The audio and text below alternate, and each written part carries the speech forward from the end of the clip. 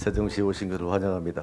현재 민간 개발 사업자의 과도한 개발 이익 때문에 우려가 많습니다. 장관님, 개발 이익 환수제 보완 관련해서 좀 말씀드릴게요. 화면을 잠깐 보시면 2009년 이명박 대통령께서 하신 말씀이 들어주시죠. 우리가 민간 기업이 이익이 나지 않아서 일을 안 하겠다고 하는 그 분야에 우리가 보완을 해야 됩니다. 네.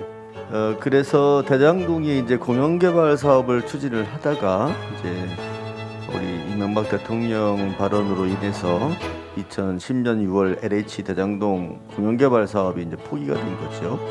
그리고 나서 2010년 이재명 성남시장이 이제 공영개발을 선언을 했지요. 공영개발에서 이제 민관 공동개발로 전환을 했어요. 그럼에도 불구하고 사업비 추가 부담을 통해서 개발 이익을 좀 환수한 게 있습니다. 총 5,503억 원을 이제 환수를 했는데 가능한 법이 있더라고요, 장관님. 아시고 계십니까? 개발 이익 환수에 관한 법률에 따라서 도시개발 사업의 개발 이익 환수 가능해요. 사업 완료 이후에 5개월 이내에 이제 부과하게 돼 있거든요. 장기 사업 같은 경우는 10년이 걸 수도 있고 20년이 걸 수도 있는 건데, 그렇게 되면은 뭐 이제 그 동안의 화폐 가치가 변할 수도 있고, 또 예를 들어서 뭐 증빙 자료가 폐기될 수도 있고 분실될 수도 있고, 뭐 보존 기간이 초과됐다 그래가지고 또 산술 명세서를 제출 안 할 수도 있고, 뭐 이러다 보니까 이게 효력이 발생할 수 있을까 하는 의문이 들었어요.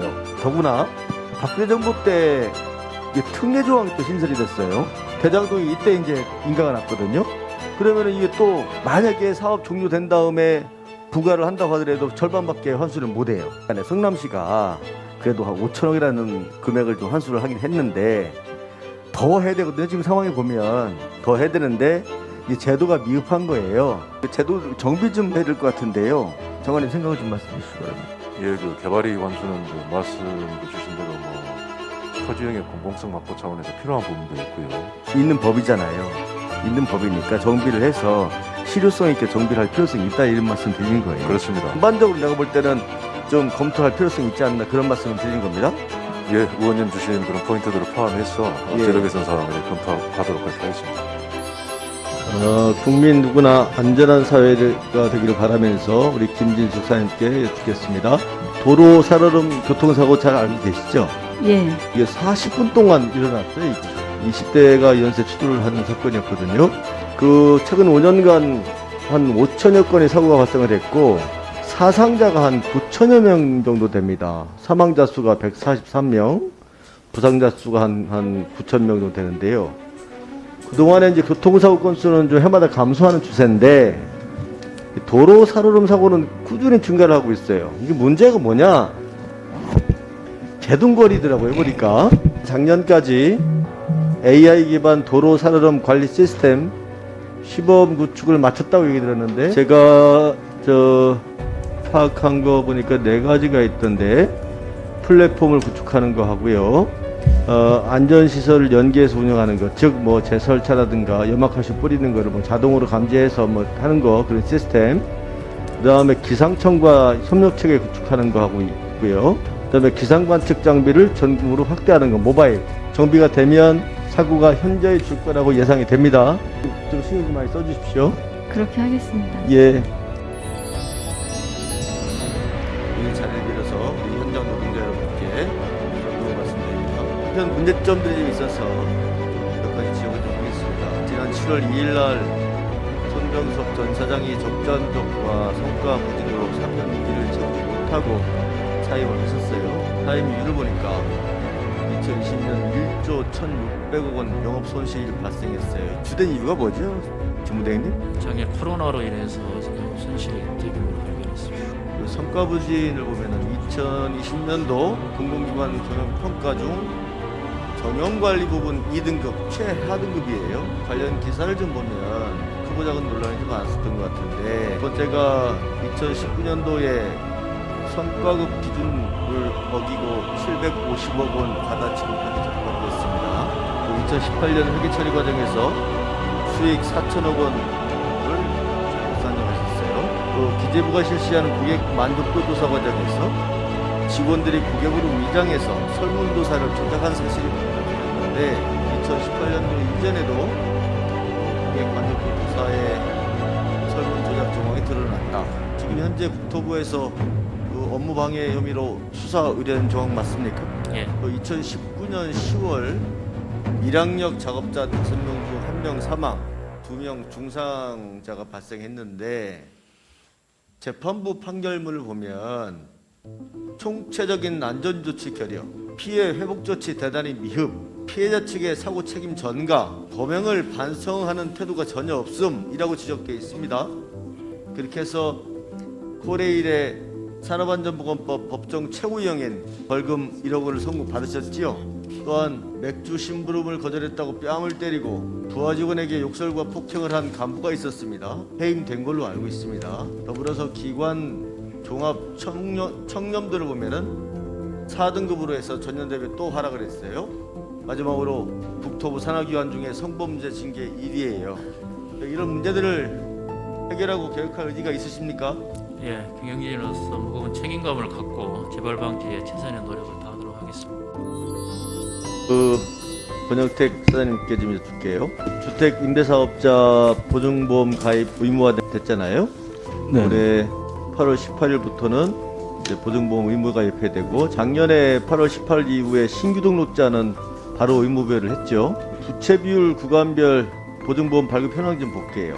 개인 임대사업자에게 발급된 보증보험 건수가 14,000여 건. 그 부채 비율이 70% 이상인 깡통주택이 1,570건인데 한 75%에 이르는데 수도권에 거의 몰려 있어요. 90%가. 지금 이 상황들이 상식적이라고 보세요?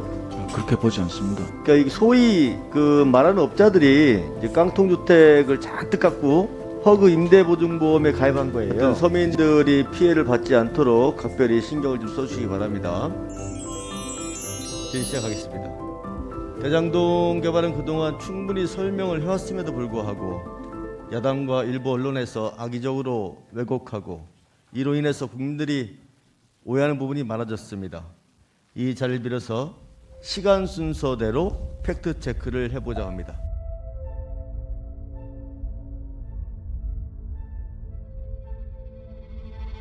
이명박 정부와 한나라당의 반대를 무릅쓰고 공영개발을 추진한 이유를 말씀해 주시기 바랍니다. 민간 개발을 하게 되면 당시 최하 5천억에서 1조 원 정도의 개발 이익이 발생하는데 이걸 민간이 모두 취득하는 것은 부당하다라고 생각했기 때문에 공공개발을 통해서 개발 이익 전부를 성남시 몫으로 환수하기 위해서 공공개발을 추진했습니다. LH의 그 공공개발을 의도적으로 포기시키고 민간 사업자 이익을 보좌를 목적으로 최초로 설계한 사람은 MB와 국민의힘 세력이다고 판단이 되고 이사님은 민간 개발을 저지하고 자구책 마련을 위해서 민관 공동 개발을 추진했다고 봅니다. 주어진 환경에서 최대한 개발 이익을 환수하고 시민들에게 돌려주려고 노력했던 것과 토건 세력을 포함한 삼각 카르텔이 부정부패를 일삼은 것은 저는 별개로 봐야 된다고 생각합니다.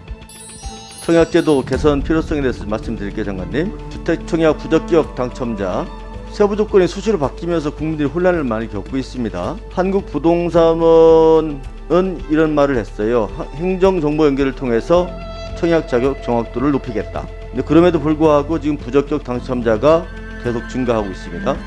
더 많은 행정정보의 공유를 해야겠다 하는 생각이 듭니다. 두 번째는 국토부 합동 현장 점검을 하잖아요, 장관님. 네.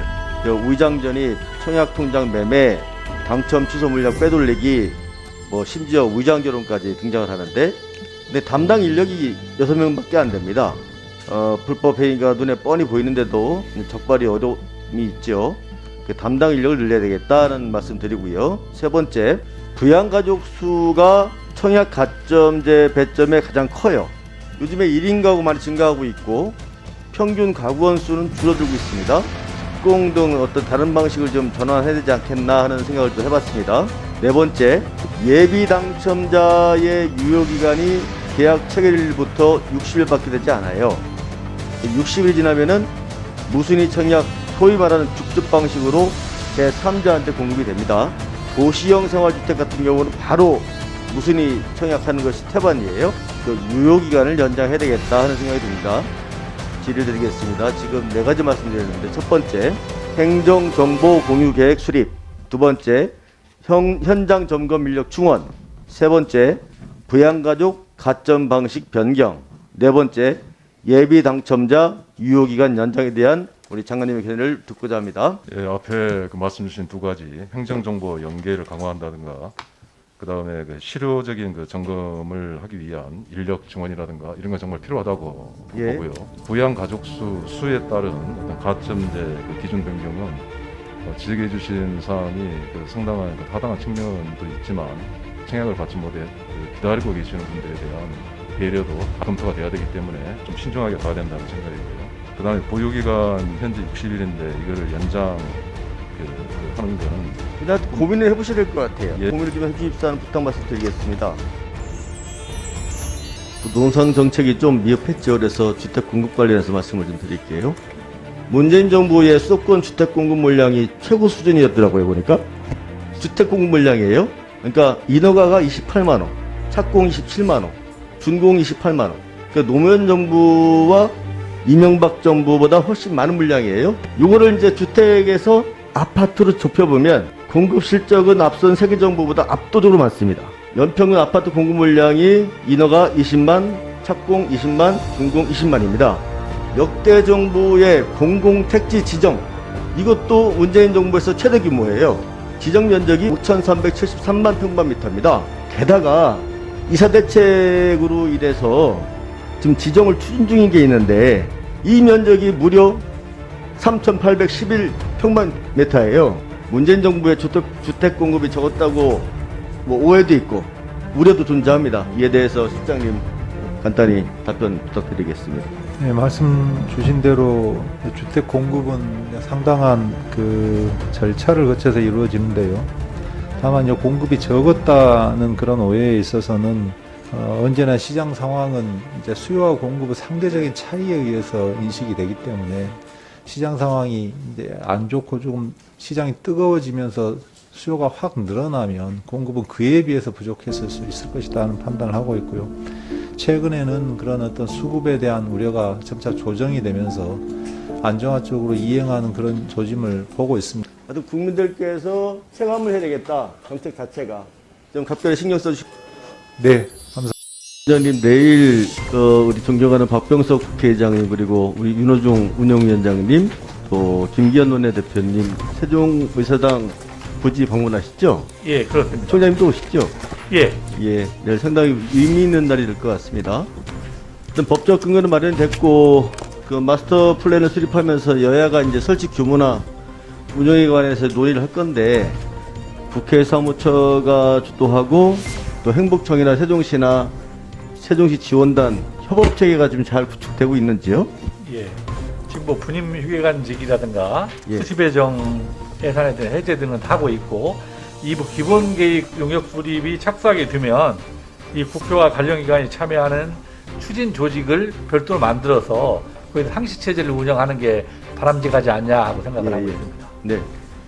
또 하나 이번에 그 의사당 세종의사당이 설치하기 위해서 도시계획이 전면 수정이 돼야 될 것 같아요. 뭐 예. 교통이 됐든 주거가 됐든 뭐 국회 부지가 됐든 간에 그 과정에서 우리 잘 아시겠지만은 우리 한국판 뉴델의 핵심 사업인 디지털 트윈 사업이 있습니다. 예, 세종시가 하고 있는 걸 알고 그걸 있습니다. 적용하면 어떨까 하는 생각을 해봤어요. 예, 세종시가 하고 있기 때문에 예. 이 기본계획 수립부터 설계, 공사 뭐 이런 부분들을 이 디지털 기인 기술을 활용할 수 있는지도 예. 기본계획 수립의 내용에 반영하도록 하겠습니다. 예. 고려 좀 해보시죠. 예, 예. 예. 세 번째는 내년 초에 사무처에서 세종의사당 건립 추진단 발표 예정이 있습니다. 역사적 사건이고 또 중요성을 생각하면 제 생각에는 장관급인 우리 국회 사무총장님께서 직접 추진 단장을 맡으셔가지고 사업을 추진하는 게 어떤가 제 개인적인 생각인데 견해를 말씀해 주시기 바랍니다. 예, 그 부분도 같이 검토하고 이 상설 조직으로 단지 뭐 TF 정도가 아니라 상설 조직이 좀 필요한 게 아닌가 하는 생각을 합니다. 아니 단장을 총장님이 직접 하시는 게 맞다. 예, 그 부분도 적극적으로 검토하겠습니다. 예.